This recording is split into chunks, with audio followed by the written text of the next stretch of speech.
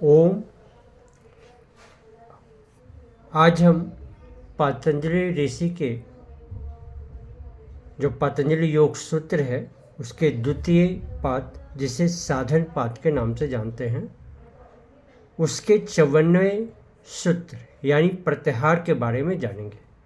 प्रत्याहार है क्या, उसे समान भाषा में जाने। हमारी इंद्रियां समानतः बाहर की ओर जाती हैं, आँख, नाक, कान, ये सब बाहर की ओर जाती है। उसे प्रतिचोर आहार उलटकर अपनी ओर ले जाना, दिष्टा की ओर ले जाना, आत्मा की ओर ले जाना जो है वो प्रत्याहार कहलाता है। तो पतंजलि ऋषि जो है अपने 54वें सूत्र में इस सूत्र को प्रयोग करते हैं।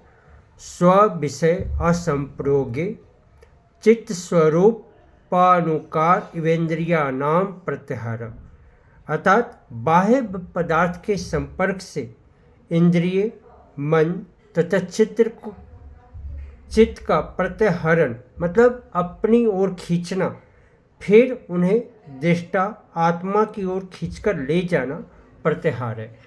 मतलब अगर आप जानना चाहते हैं तो समानतः जो हमारी जो ऊर्जा क्षेत्र का जो गमन होता है वो बाहर की ओर भी होता है और अंदर की भी ओर होता है। तो जब हम अंदर की ओर ले जाने का प्रयास करते हैं, बाहरी जो ऊर्जा का क्षेत्र को बचाकर हम अंदर की ओर ले जाने का प्रयास करते हैं, तो वो हमारा प्रत्याहार है। आप इसको बहुत सारे रूप में समझ सकते हैं।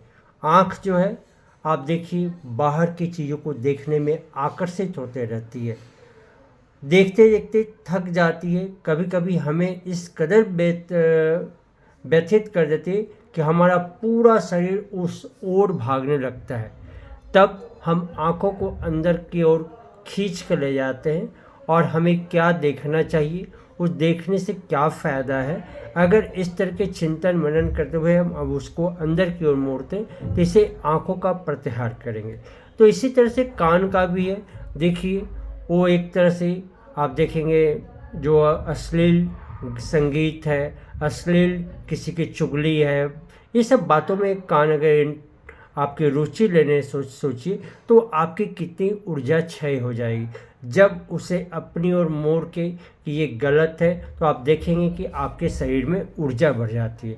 तो कहीं ना कहीं प्रत्याहार का ऊर्जा के साथ संबंध है और ये ऊर्जा के स्तर को ऊपर की ओर ले जाता है। जितना ऊर्जा का स्तर ऊपर होगा उतना ही आप जो है आगे की ओर देंगे।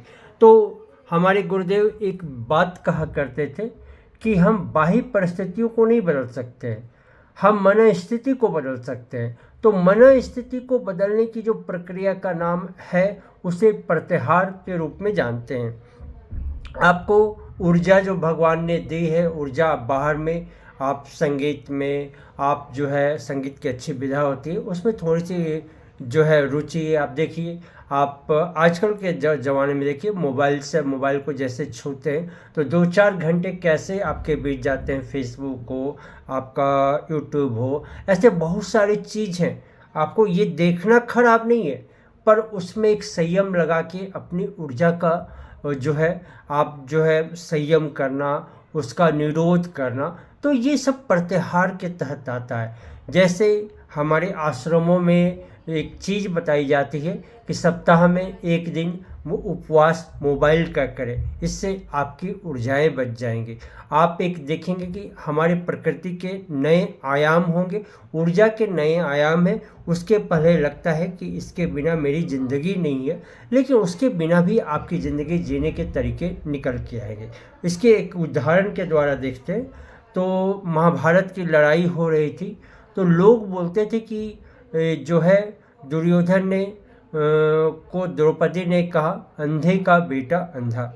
तो लेकिन एक बहुत आश्चर्य की बात है, जब उसका आंतरिक रूप से परीक्षण किया जाए तो चलिए उनके पिताजी धृतराष्ट्र अंधे थे, लेकिन क्या दुर्योधन अंधा था? नहीं, उसकी 2 आंखें थीं।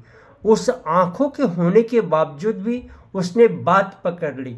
अगर उसका कानों का जो मतलब जो होता है कान रूपी इंद्रिय होती है, उसका अगर उसे प्रत्याहार आता तो उसको अपनी ओर ऊर्जा मोड़ लेता। तो फिर सोचता कि मुझे तो आँख है, फिर अंधे का मैं अंधा कैसे हुआ? उसी तरह से का कोई मुझे गधा कर दे तो गधा तो घास खाता, मैं थोड़ी घास खाता हूँ, गधा तो खेत को चरता है, मैं थोड़ी चरता हूँ। अगर इस तरह की जब आप अंदर मोड़ेंगे तो इस तरह के विचार आपको जो है सकारात्मक रूप देंगे। और ये प्रत्याहार का विषय, प्रत्याहार एक बहुत अच्छा विषय, प्रत्याहार के अभ्यास के विषय में हम लोग चलेंगे आगे, प्रत्याहार के अभ्यास कैसे करें। तो ये प्रत्याहार पतंजलि ऋषि का है, जो आपकी अंतर ऊर्जा को संरक्षित करता है, संयमित करता है, जागृत करता है। और इसी ऊर्जा को आप जो है मतलब अपनी साधना में उन्नति की ओर ले जाते हैं। इसे प्रत्याहार का मूल उद्देश्य समझिए।